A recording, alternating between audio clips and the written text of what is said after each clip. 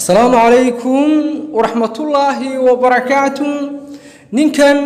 أودين علوغ قرآن كان نجلو وداعين أيها وحويرين مركا عن سوليغا فارستو أن حاجة جودة اليوم عد بايقة صورة عد كاسيديق ماله وديعان ماله وديبعتا كلام ماله وحنون يقوم هايو marka aan saxaradayda dhamaysto ama xaajada aan dhamaysto ee aan iska kacana cadkii uu iska laabmaya oo wax dhibaato iguma hayo laakiin waxa warwar weyn iga hayaabuu yiri